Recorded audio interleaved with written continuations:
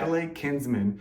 I had never heard of this lady before. I don't even still think I've seen a video of hers, but she's got like billions of views. And she essentially makes like staged viral content, and she makes most of it for Facebook because she's monetizing the long video. So the first thing I learned is 301 is the minimum you can length you want to be striving for on a monetized. So you're trying to get on Facebook, if you have a 3-minute video, you can get like an in-stream ad, so basically like a TV commercial, and those get more dollars. It's the same reason YouTube pays people the most, because that long-form content, you can get multiple commercials in it, and those are the best paying stuff for creators to make money, and she's making like a ton of money off of that type of content.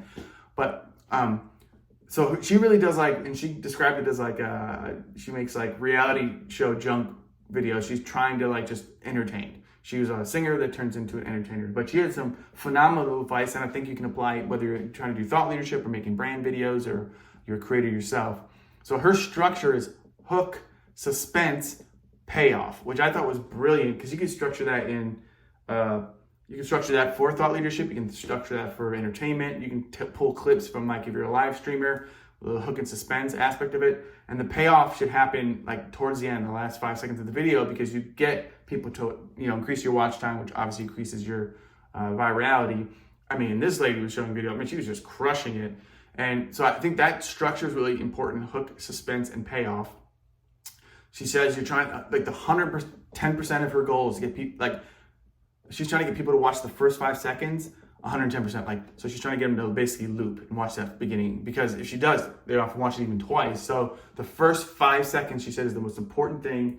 She had some really good advice, like if you're going to do a cooking show, don't just like cook or try to make the recipe unique. She was like, set up a way that you have to cook it in your car because you're going to your in-laws for Thanksgiving dinner and you didn't have time to prepare, so you're making like the recipe and then putting it into the oven at the in-laws. So she had some really smart things. She was like, almost like 2 things that shouldn't work should be like your hook, because you get people kind of caught into it, and then you can add that suspense, like, oh no, this person has to cook with 5 ingredients that she grabbed and is going to end up finishing it off in the person's house. So just really smart little things. She had ideas to shake up the content, and even in thought leadership, just like do it, get out of your house. I mean, I'm probably the worst at this because I'm so stuck in the house. Like, get out of your house, she says, and like film thought leadership videos in the park, by the pool, like all sorts of ways to kind of build that brand. So I thought that was awesome. She said, don't open with the payoff. And I think YouTubers, sometimes you'll like almost be like, here's what I learned, like X, or like there's a YouTube format where you're like, basically you'll say like, I went to the Viral Summit and I'm going to share with you guys everything I learned to improve your video views. By the end of this video, you're going to blah, blah, blah. So you're basically making sure that the payoff's at the end. So she said, never pay it off. Never like say, I'm going to teach you guys how to make scrambled eggs. Because then they're not going to, like, they already decide, I don't really care about scrambled eggs. So she said, like, try to find a way to hook them. So then the payoff would be like the perfect scrambled egg recipe at the end. So interesting thought. I thought that was great. And she said, in general, she was saying you need stakes involved for good content. A little bit of suspense, drama, like I don't know, I want to see the end. I thought that was really smart. I think you can do that in so many different ways, like within your content. Lastly is inspiration. Like she'll take a 6-second GIF or a meme and say, like, how do we make this meme like a 3-minute video? Her goal is typically 3-minute videos, and then she does chop up things for shorts to get the virality and views too. But she's mostly focused on 3-minute monetization of YouTube and Facebook.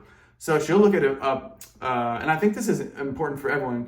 When you're making content, you can find like trends, and it goes like to stitching, or like stitching and then extending it out long format. Like there's so many ways to like take a little idea and then make it longer form. I mean, a song often comes from like one line, and then you make it a 3-minute song, right? Like I have a new song coming out called "There's Still Good in This World," and it just came from like me seeing so much negative news. I'm like, there's still good out here. Like most of the people I see are like raising families, right? Like and taking care of their kids.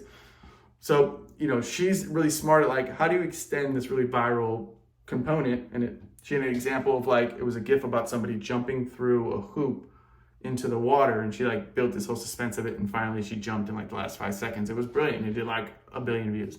And she was making tons of money. I think if anything, I got really excited about long form monetization on Facebook. I mean, this girl was making like I can retire money. I think she built a business and stuff. She's got a course. I'm probably going to take it. It was called like Viralish. I'll link it in the notes below. Very smart, super systematic, lots of ideas, value given like crazy from this Adley Kinsman. So I'm glad I met her. I get to follow her and learn for more.